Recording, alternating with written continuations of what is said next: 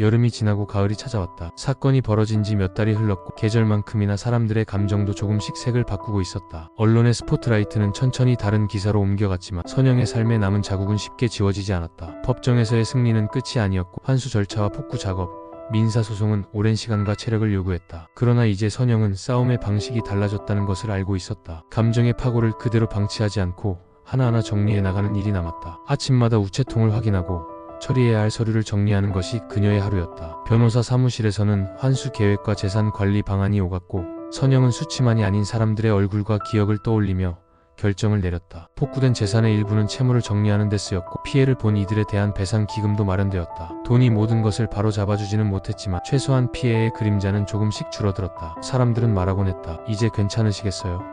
선영은 고개를 저었다. 괜찮음은 한 번에 오는 것이 아니었다. 그러나 그녀는 알았다. 스스로에게 진실을 요구하고 책임을 묻는 과정이 있었기에 다음 날을 맞을 수 있다는 것을. 어느 오후 친구 은호와 작은 카페에 앉아있던 선영은 창밖을 보며 말했다. 이제부터는 내가 할 수 있는 일을 하려 해. 같은 일이 반복되지 않도록 아픈 사람들을 돕는 일. 은호는 고개를 끄덕이며 손을 꼭 잡았다. 그 작은 약속이 선영의 일상을 다시 움직이게 할 첫 걸음이었다. 지연은 형을 마치고 나와도 쉽게 자기 자리를 찾지 못했다. 사회의 눈길은 따가웠고 자신을 바라보는 많은 얼굴에는 실망과 의심이 섞여 있었다. 그녀는 한동안 집안의 작은 방에서 조용히 지냈고 아버지의 남긴 흔적을 정리하며 자신이 해야 할 일을 곱씹었다. 처벌은 자신이 져야 할 몫이었다. 법정에서의 증언과 자백은 그녀를 무겁게 만들었지만 동시에 잘못된 구조를 드러내는데 기여했다는 자각도 남겼다. 출소 후 지연은 직접적인 봉사와 소박한 자원활동으로 하루를 채우기 시작했다. 지역 복지관에서 노인을 돕고 혼자 사는 이웃의 집안일을 거들며 수입의 일부를 기부했다. 그런 날들 중 어느 날 그녀는 선영에게 편지를 보냈다.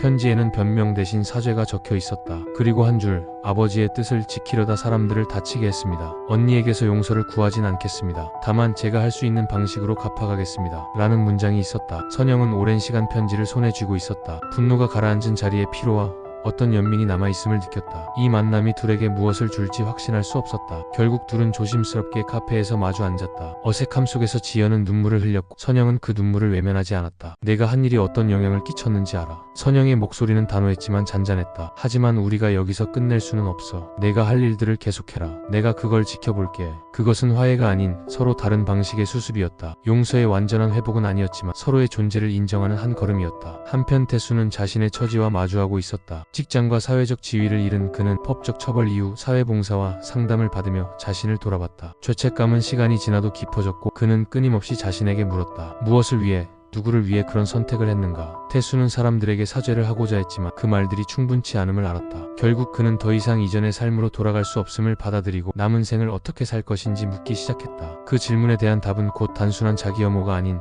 책임의 실천으로 이어졌다. 그는 공개적으로 피해 복구에 협력하며 작은 활동을 시작했다. 그 모습은 일부에게는 위선으로 보였고 일부에게는 늦은 참회로 읽혔다. 겨울이 오기 전 선영은 아버지의 묘를 찾았다. 바람은 차가웠고 묘비에는 지난 봄의 꽃이 서서히 마르고 있었다. 그녀는 무거운 숨을 내쉬며 작은 꽃다발을 두고 무릎을 꿇었다. 아버지, 이제는 알겠습니다. 그녀는 혼잣말로 전했다. 당신이 남긴 것들, 그리고 내가 선택한 길 모두 책임지고 살아가겠습니다. 그 말은 누군가를 정죄하려는 선언이 아니라 자신을 향한 다짐이었다. 그 후로 선영의 삶은 완전히 예전으로 돌아가지 않았다. 그러나 그녀는 새로운 일과 사람들을 만나며 하루하루를 채워갔다. 작은 상담 모임을 열어 경제적 정서적 피해를 입은 이들을 위한 자리를 마련했고 자신이 겪은 이야기를 통해 누군가가 같은 함정에 빠지지 않도록 알렸다. 카메라와 마이크 앞에 서는 일은 줄어들었지만 그보다 더 중요한 일, 사람들의 삶을 조금이라도 회복시키는 일에 그녀는 집중했다. 지연은 오랜 시간 작은 선행을 이어갔다. 사람들은 차차 그녀의 행동을 지켜보았고 일부는 여전히 등을 돌렸지만 몇몇은 손을 내밀었다. 그녀 또한 완전한 속죄는 불가능하다는 것을 알았고 그 불가능을 매일 갚아나가기로 했다. 태수는 멀리서 그들을 지켜보며 자신의 무게를 감당해갔다. 그의 존재는 더 이상 관계의 중심이 아니었고 때로는 그 사실이 그를 더욱 겸손하게 만들었다. 마지막 장면은 조용했다. 바닷가의 잔잔한 물결 앞에서 선영은